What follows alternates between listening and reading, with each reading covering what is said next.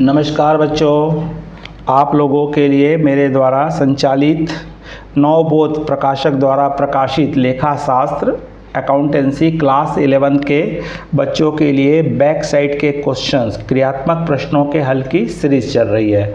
बच्चों, इसी क्रम में हम देख रहे हैं चैप्टर नंबर 6 विशेष उद्देश्य पुस्तकें या सहायक बहिया पार्ट 2 सब्सिडरीज बुक पार्ट 2, जिसके प्रैक्टिकल्स प्रॉब्लम देखेंगे हम। तो क्वेश्चन नंबर हमको 2 देखना है, जिसमें हमको सिंपल कैश बुक बनाने के लिए कहा है। तो बच्चों चलो इसको देखने के पूर्व, अगर आप इस चैनल में नए हैं या पहली बार देख रहे हैं तो सबसे पहले तो आप इस चैनल को सब्सक्राइब कर दीजिए, आइकॉन बेल को पुश कर दीजिए, जिससे कि आपको सभी चैप्टर्स के आने वाले समय में आने वाले वीडियो में आपको बैक साइड के क्वेश्चन हर प्रश्न का क्रियात्मक प्रश्न का हल आपको प्राप्त हो सके।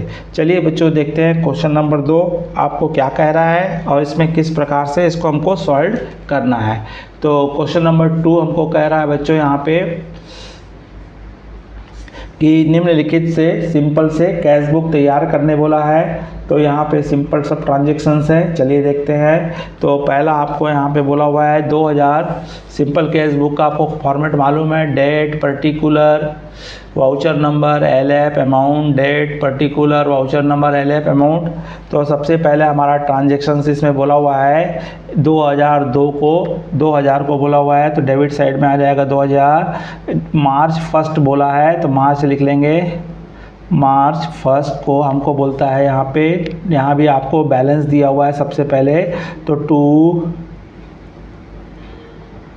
बैलेंस ब्रॉट डाउन और आपको बैलेंस दिया है 10,000 रुपये। इसका तात्पर्य आपको पहले से क्वेश्चन में आपको क्या दे दिया है, 1 मार्च को बैलेंस दिया हुआ है। 2 तारीख को बोलता है अरुण से प्राप्त हुए, तो अरुण से हमको प्राप्त हो रहा है तो कहाँ पे आएगा बच्चों, डेबिट में आ जाएगा। तो तारीख लिख देंगे, डैश डैश डाल दीजिए टू अरुण। तो आपको अरुण से मिल रहा है, अरुण लिखेंगे और इससे मिल रहा आपको कितना बच्चों, 800 रुपीज़।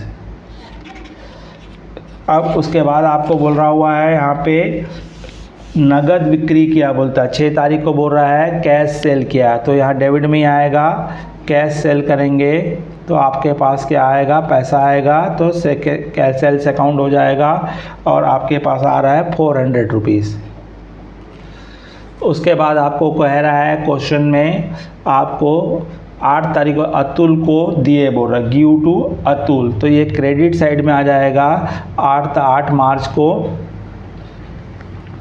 तो 8 तारीख आपको बता रहा है किसने पेमेंट किया है 8 मार्च को 2000 है। और क्रेडिट साइड में लिखेंगे बाई और क्या आ जाएगा, अतुल। किसको दे रहा है ये, अतुल को दे रहा है, तो अतुल।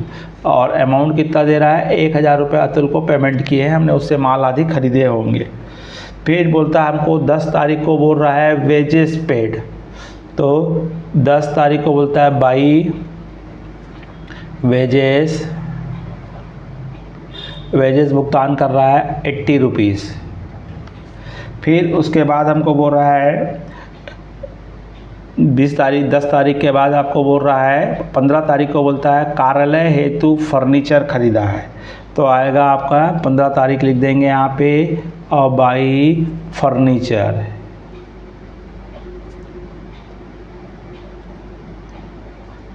अकाउंट। और कितने का खरीदा है इसने, 400 रुपीज़ का फर्नीचर खरीदा है।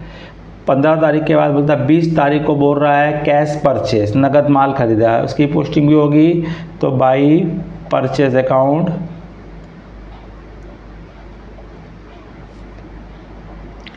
बाई परचेज अकाउंट हो जाएगा आपका 1000 रुपये का माल इसने परचेज किया है। उसके बाद आपको बोल रहा है 25 तारीख को बोलता है वेतन दिया पेड सैलरी, तो बाई सैलरी आ जाएगा, बाई सैलरी अकाउंट और अमाउंट आएगी 100 रुपीज़, आपने सैलरी दी हो। फिर कहता है 30 तारीख को कहता है किराया चुकाया पेड रेंट, तो बाई रेंट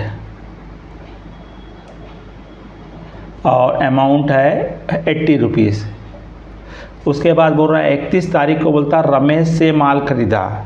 जब कभी भी किसी ट्रांजैक्शंस में नाम दे देता है और फॉर कैश शब्द का उपयोग नहीं किया, नगद शब्द का उपयोग नहीं किया है, तो उस सौदों को उधार माना जाता है, इसलिए इस सौदे की पोस्टिंग नहीं होगी, इसको परचेज बुक में लिखा जाएगा और जब इसने पेमेंट करेगा तब उसकी पोस्टिंग की जाती है। तो इसके बाद फिर इसके अकाउंट को हम क्या करेंगे, क्लोज़ करेंगे। तो यहाँ भी आप डेबिट साइड का टोटल करेंगे तो 10,000, 800 और 400 को जोड़ेंगे तो आपका 11,200 आ रहा है। टोटल में 11,200 लेंगे और महीने के आखिरी तारीख को 31 मार्च को आपको इसका बैलेंसिंग फिगर निकालना है कि आपके पास कितना पैसा आया है और कितना पैसा आपने खर्च कर दिए है, आपके पास कितना पैसा रखा है। तो आप चाहें तो 11,200 में आप बारी बारी से एक आइटम भी घटा सकते हैं। 1,000 को, 80 रुपये को जोड़ के भी घटा सकते हैं, 400 रुपये को, 1,000 को, 100 रुपये को और 80 रुपये को।